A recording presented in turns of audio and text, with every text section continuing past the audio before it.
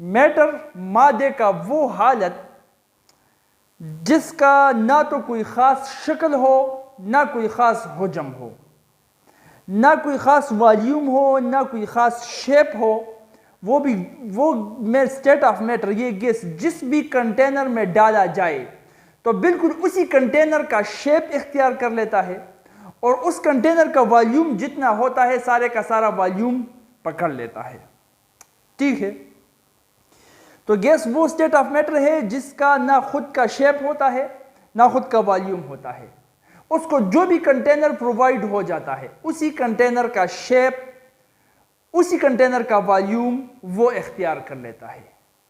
ऐसे state of matter को हम कहते हैं गैस, और ये हम 9th में विद एग्जांपल्स पढ़ चुके हैं। ठीक है, यहां पर अब काइनेटिक मॉलिक्यूलर थ्योरीज हम पढ़ेंगे गैस के चैप्टर में, गैस के लिए, और सॉलिड और लिक्विड के चैप्टर्स में उनके लिए।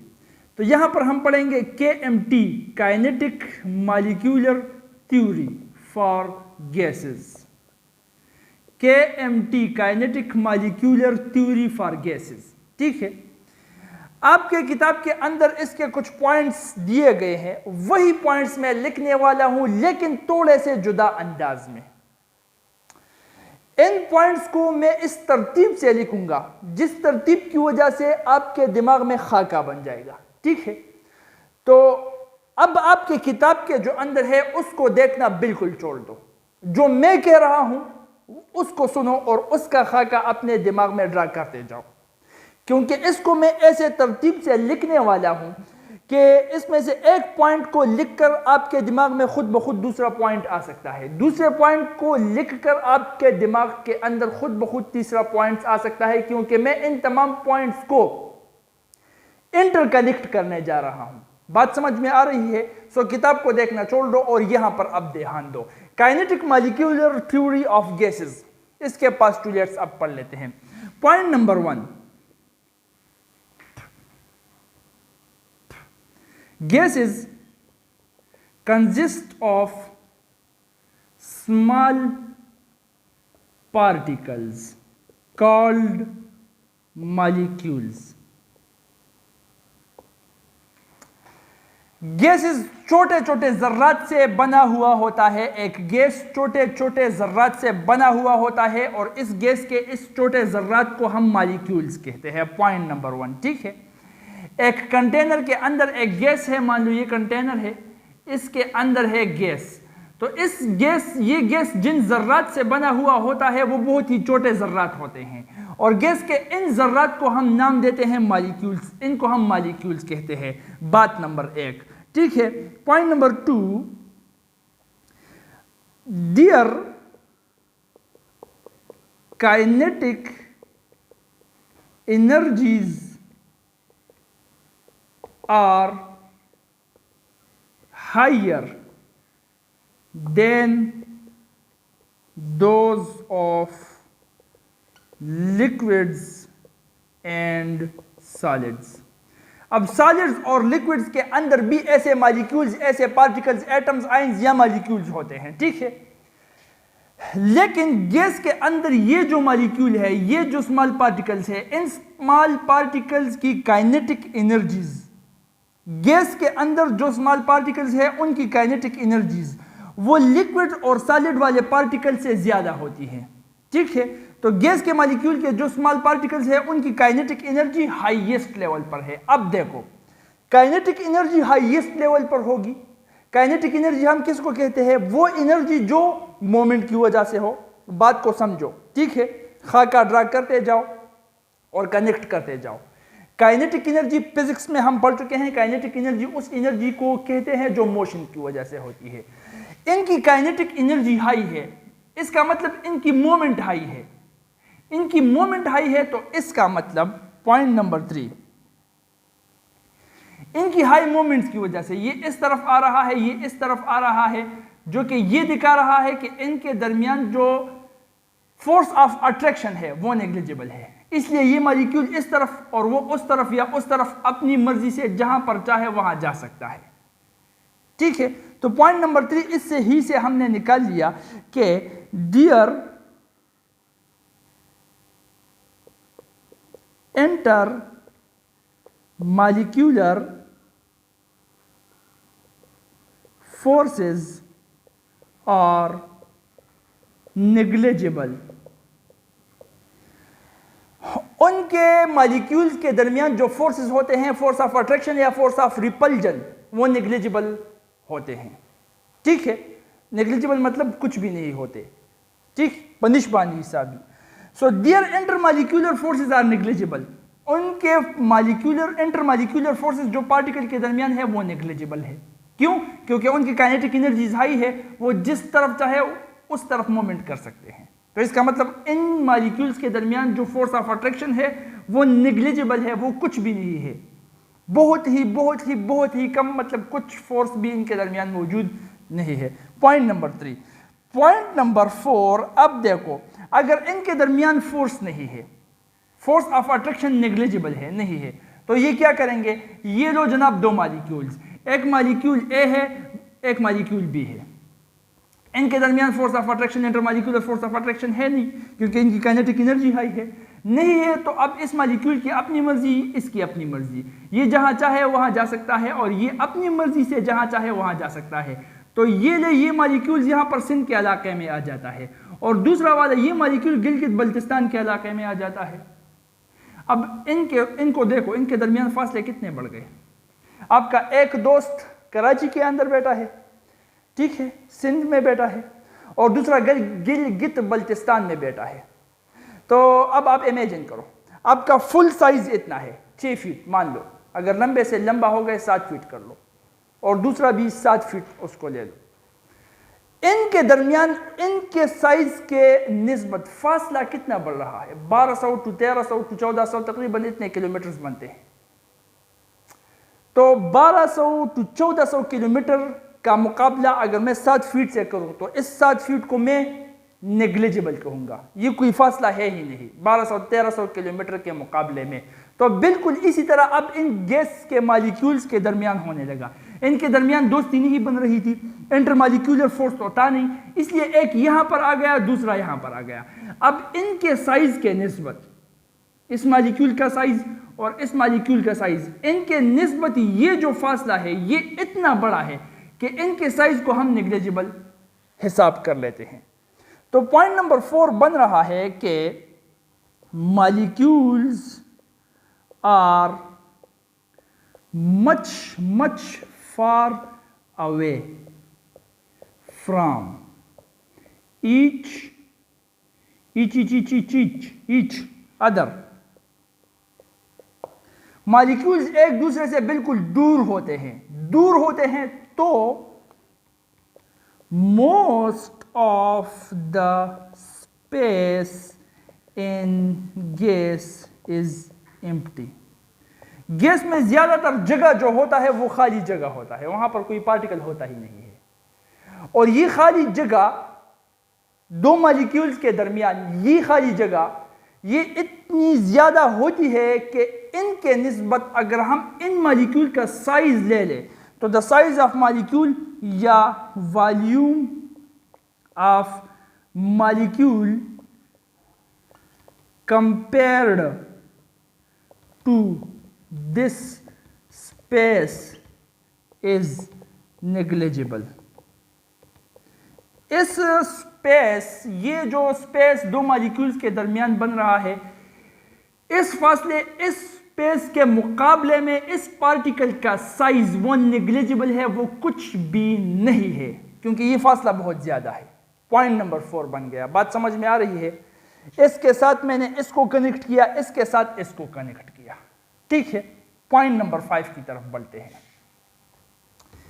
पॉइंट नंबर 5, अब देखो, काइनेटिक एनर्जी ज्यादा थी, उनकी वजह से उनमें फ्री मोशन पैदा हो गया। फ्री मोशन की वजह से इनका इंटरमॉलिक्यूलर फोर्स वो नेग्लिजिबल बन गया। इंटरमॉलिक्यूलर फोर्स नेग्लिजिबल बन गया, दोनों एक दूसरे से इतने दूर चले गए कि दरमियान के फासले बढ़ गए।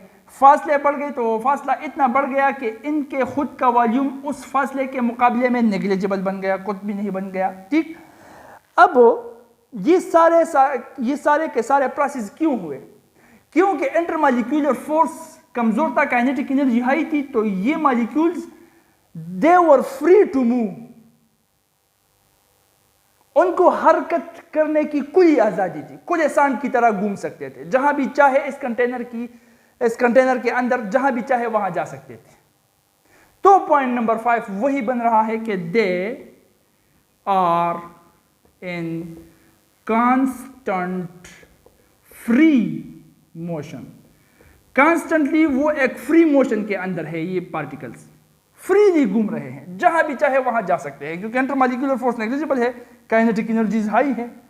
अब इस फ्री मोशन की वजह से they collide with each other and with walls of container. अब देखो ना, ये कमरा है, ठीक है, 16 बाय 16 का कमरा है। इस कमरे के अंदर मैं 4 से 5 सांड या 6 से 7 सांड वो खुले छोड़ देता हूं।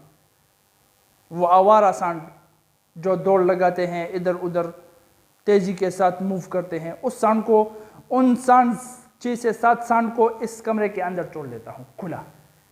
कमरे को कर देता हूं लॉक आउटसाइड से, बाहर की तरफ से। अब वो सांड इसके अंदर कभी इधर तो कभी उधर दौड़ने लगे, क्योंकि खुले थे। अब 6 से 7 सांड इसके अंदर है, कमरा बंद हुआ है, और हर सांड अपनी मर्जी से कभी इधर कभी उधर, कभी आगे कभी पीछे, कभी दाएं कभी बाएं जा रहा है। तो इनकी आपस में कोलिजन होगी या नहीं होगी? कोलाइड होंगे ना, टकराएंगे एक दूसरे के साथ भी टकराएंगे, और उन टक्कर की वजह से ये दीवारों के साथ भी टकराएंगे। तो बिल्कुल इसी तरह का प्रोसेस, इसी तरह का फिनोमेना गैस मॉलिक्यूल्स के साथ भी होता है। ये गैस मॉलिक्यूल्स भी खुले घूम रहे हैं अपनी मर्जी से, इंटरमॉलिक्यूलर फोर्स नेग्लिजिबल है, ठीक है, काइनेटिक एनर्जी हाई है। तो खुले जो घूम रहे हैं वो एक दूसरे के साथ भी टक्कर मारते हैं, कोलाइड विथ ईच अदर, एक दूसरे के साथ टक्कर मार लेते हैं उस कंटेनर के अंदर, and with the walls of container, और उस कंटेनर के जो दीवारें हैं उन दीवारों के साथ भी कोलाइड करते हैं, उनके साथ भी टक्कर मारते हैं। पॉइंट नंबर 5 ये भी इसके साथ जुड़ गया। बात समझ में आ रही है? अच्छा, पॉइंट नंबर 6,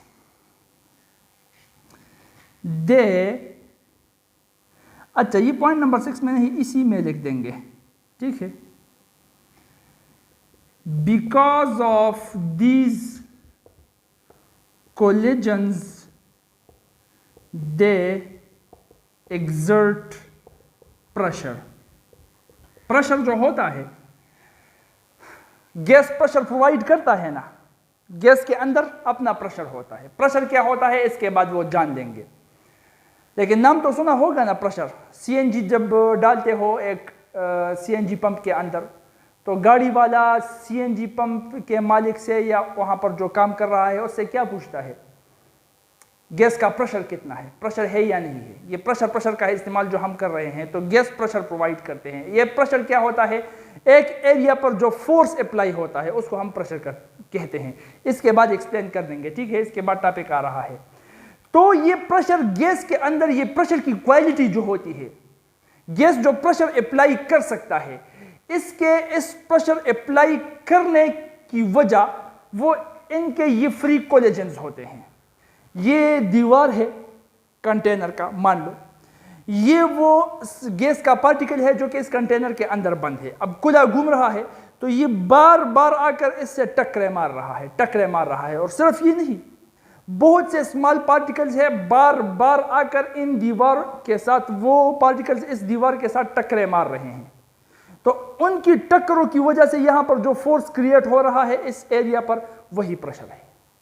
तो इनकी कोलिजन की वजह से ये गैस प्रेशर प्रोड्यूस कर लेते हैं। बात समझ में आ गई, ठीक है। Point number 5। पॉइंट नंबर 6, अगर हम देख ले, प्रेशर तो पैदा हो गई, लेकिन इनकी कोलिजन्स और इनकी प्रेशर की वजह से इस गैस की टोटल एनर्जी में कोई चेंज नहीं आता। अगर हम इसकी टोटल एनर्जी को कैलकुलेट करते रहे रेगुलरली, इसकी टोटल एनर्जी में फर्क ही नहीं आता। तो इसका मतलब ये बन रहा है कि इनके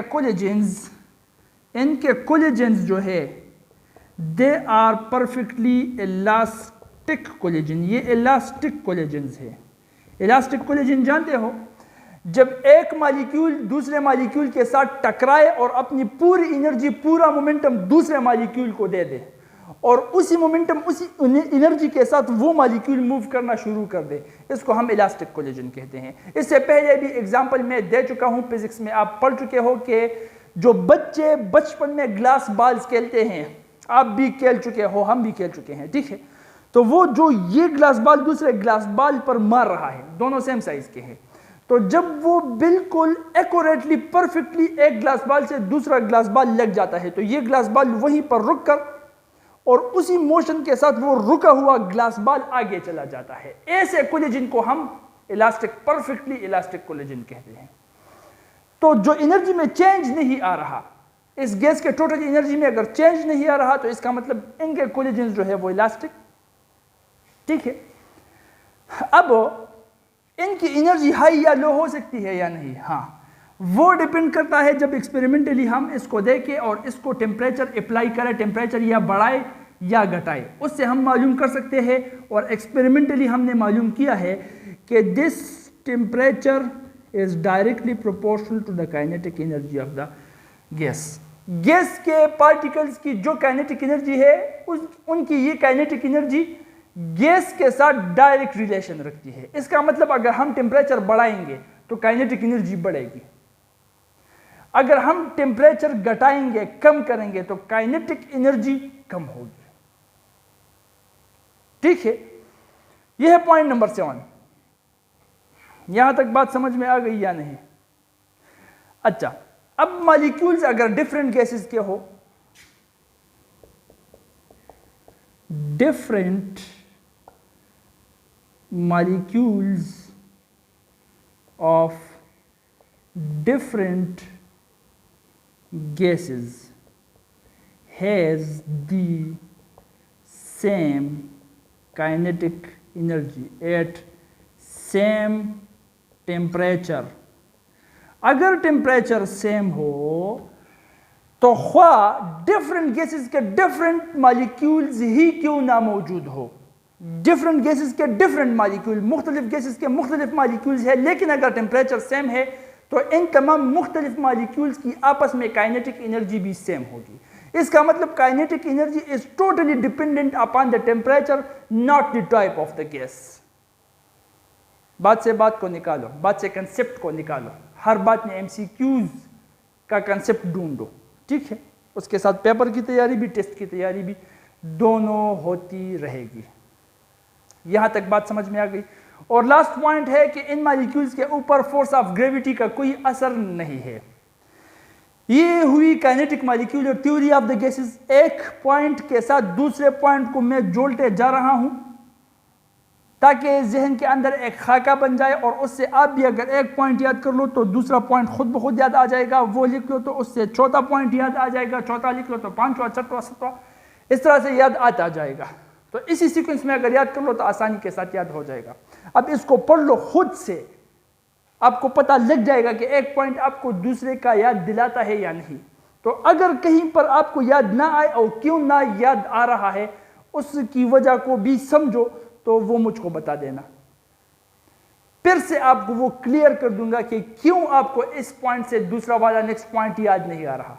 तो जब वो पॉइंट्स भी क्लियर हो जाएंगे तो काइनेटिक मॉलिक्यूलर थ्योरी के सिर्फ दो या तीन नहीं, सिर्फ इन पहले दो पोस्टुलेट्स को अगर याद कर लो तो बाकी के बाकी खुद याद हो जाएंगे, क्योंकि हर एक पोस्टुलेट आपको नेक्स्ट पोस्टुलेट का याद दिलाएगा। सिर्फ खाका बनना चाहिए, ठीक है। ये बात समझ में आ गई। इसके बाद प्रेशर पढ़ लेते हैं। पहले सबसे पहले इसको लिख लो, शाबाश।